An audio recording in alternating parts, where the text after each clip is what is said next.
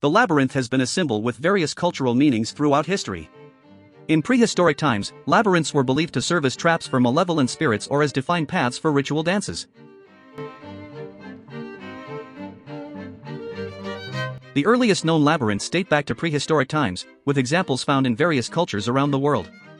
These early labyrinths were often constructed as a series of winding pathways, sometimes leading to a central point.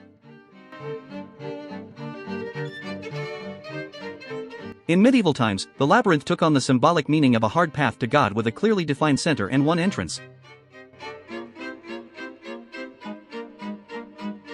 The labyrinth at Chartres Cathedral in France is a large, circular design laid out on the floor of the cathedral.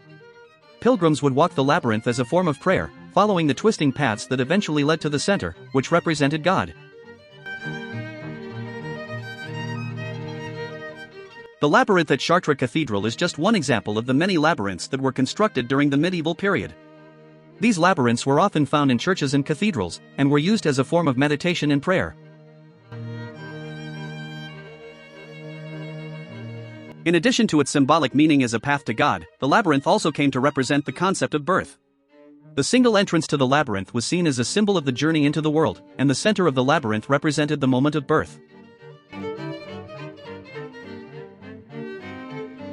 Maze gardens, which were essentially labyrinths with high hedges instead of intricate paths, were popular in Europe during the medieval period. These maze gardens were used for leisurely strolls and games, and were seen as a form of mental and physical exercise. In the modern era, psychologists and philosophers have used the labyrinth as a metaphor for the human mind and the journey of self-discovery.